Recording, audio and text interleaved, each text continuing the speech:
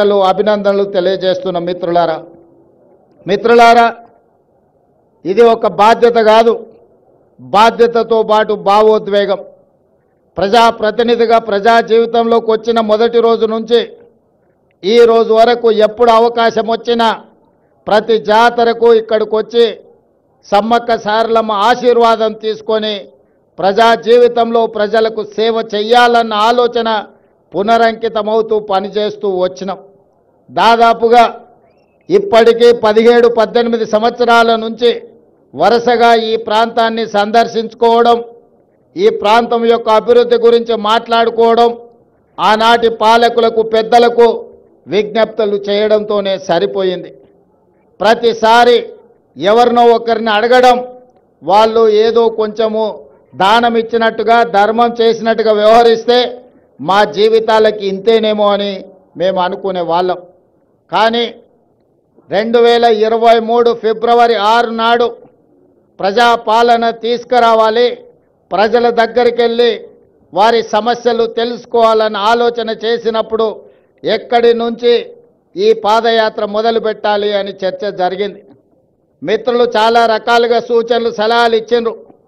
చివరికి నేను పెద్దలు వేం నరేందర్ రెడ్డి గారు ఆలోచన చేసి అక్కడో ఇక్కడ ఎక్కడో కాదు, మా ఇంటి ఆడబిడ్డ అయిన సీతక్క ప్రాంతం నుంచి మేడారం జాతర సమ్మక్క సారలమ్మ ఆశీర్వాదం తీసుకొని పాదయాత్ర మొదలు పెడదాం. ఒక సంకల్పం తీసుకొని బయలుదేరిన వాళ్ళు ఎవరు చరిత్రలో ఓడిపోలేదు. కాబట్టి ప్రజలకు ప్రజాపాలన అందించాలన్న సంకల్పంతో మనము సమ్మక్క సారలమ్మ ఆశీర్వాదం తీసుకొని బయలుదేరదామని ఆనాడు ఇక్కడి నుంచి పాదయాత్ర మొదలుపెట్టినాం. సరిగ్గా 2 రోజులు 3 రోజుల ముందే సీతక్కకు చెప్పినాం. సీతక్క అన్నది, అన్న సమయం లేదు, 24 గంటలు 48 గంటల్లో ఈ కార్యక్రమం చేయడం కష్టమవుతుందేమో అని. నేనన్నా, అక్క సంకల్పం ఉంటే కార్యక్రమం విజయవంతం అవుతుంది, నువ్వు ఎలాంటి ఆలోచన చెయ్యకు, పనులు మొదలుపెట్టు అని చెప్పి ఆనాడు ఫిబ్రవరి 6, 2023 నాడు ఇదే గద్దెల నుంచి గద్దెల ముందు ప్రణమిల్లి ఖచ్చితంగా ఈ తెలంగాణకు పట్టిన చీడ పీడ విరగడి కలిగిస్తాం, దొరల పాలన నుంచి ప్రజా పాలనకు తీసుకొస్తామని ఇక్కడ వేదిక మీద నుంచి ఆనాడు చెప్పడం జరిగింది. అందుకే మిత్రులారా, ప్రజలు ఆశీర్వదించారు, అవకాశం వచ్చింది. ఈనాడు అభివృద్ధి కార్యక్రమాలు చేయాలన్న సంకల్పంతో ముందుకు వెళ్తున్నాం. అభివృద్ధి అంటే అద్దాల మేడలు రంగుల గోడలే కాదు, ప్రజల జీవన ప్రమాణాలు పెంచాలి. ముఖ్యంగా ఆదివాసీలు అంటే ఈ దేశం యొక్క మూలవాసులు. ఆ ఆదివాసీల యొక్క గిరిజన సోదరుల యొక్క లంబాడి సోదరుల యొక్క అభివృద్ధిని ఏ ప్రభుత్వం అయితే భుజాల మీద మోస్తుందో అదే ఆ ప్రాంతం యొక్క ప్రజల యొక్క అభివృద్ధి అని నేను సంపూర్ణంగా విశ్వసిస్తున్నా. అందుకే ఈనాడు ఆదివాసీ ప్రాంతాలలో, తండాలలో, గూడాలలో, మారుమూల పల్లెల్లో వాళ్ళ యొక్క సంక్షేమానికి, వాళ్ళ యొక్క అభివృద్ధి కార్యక్రమాలకి ఈరోజు ప్రభుత్వం ప్రణాళికలు అందిస్తుంది.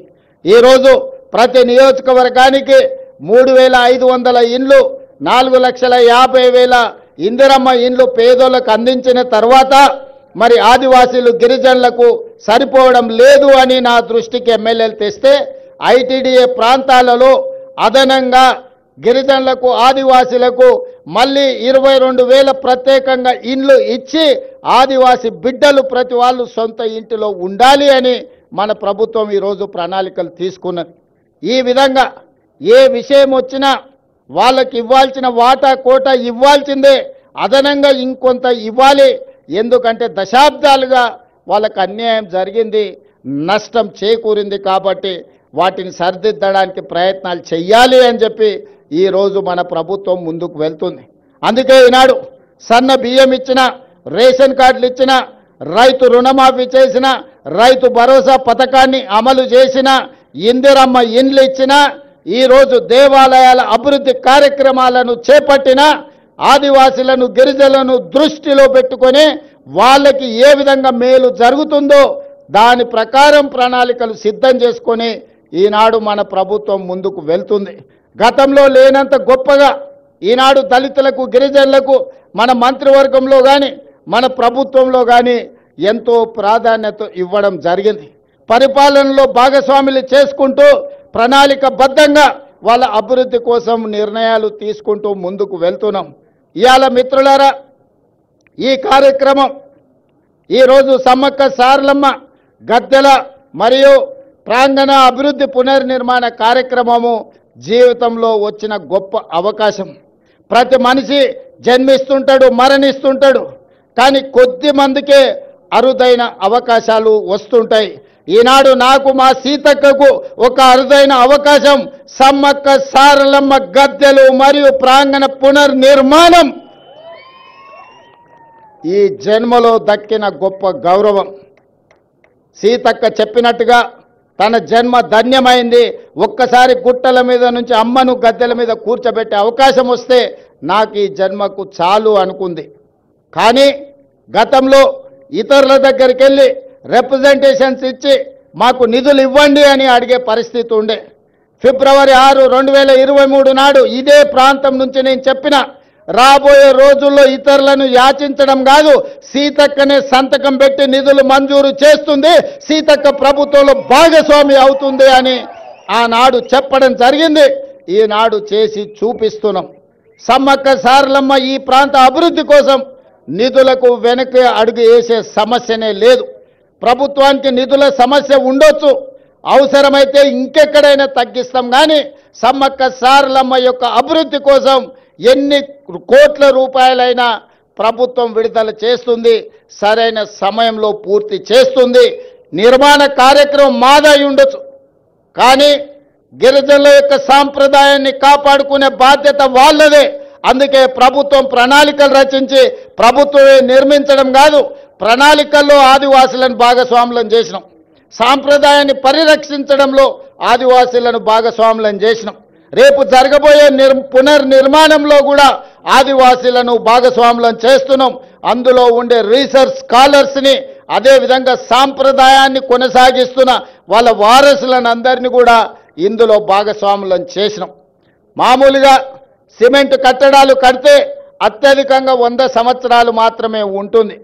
సిమెంటుతో కట్టిన ఏ కట్టడం దాని జీవన ప్రమాణము, జీవిత కాలము అత్యధికంగా 100 సంవత్సరాలు. కానీ రాతి కట్టడాలతో కడితే వందల వేల సంవత్సరాలు ఉంటుంది. దానికి ఉదాహరణే మీ ప్రాంతంలో ఉన్న రామప్ప దేవాలయం.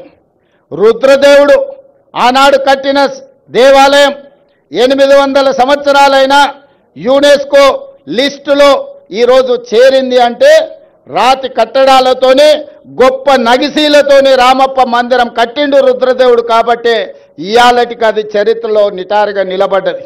అందుకే అధికారులు సిమెంటుతో ప్రతిపాదనలు తెచ్చిన సిమెంటు కట్టడాలు వద్దు, రాతి కట్టడాలతోనే కట్టాలి. రాబోయే 100 సంవత్సరాలకు సమ్మక్క సారలమ్మ మందిరం, గద్దెలు, ప్రాంగణం ఆదర్శంగా ఉండాలి, ఈ ప్రాంతంలో అభివృద్ధి జరగాలి అని ఈరోజు ప్రతి కట్టడం రాతి కట్టడాలతోనే కట్టాలని ఈరోజు నిర్ణయం తీసుకున్నాం.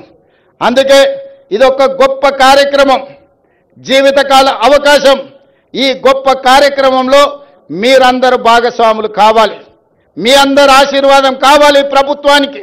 మేము మిమ్మల్ని మనులు మాణిక్యాలు అడగడం లేదు. ప్రజల యొక్క ఆలోచన, ఆదివాసీ సోదరుల యొక్క కోరిక మేరకు ఈ ప్రభుత్వం ఈ ప్రణాళికను తీసుకొని వచ్చింది. 100 రోజుల్లో ఈ పనులన్నీ పూర్తి చెయ్యాలి అని ఈనాడు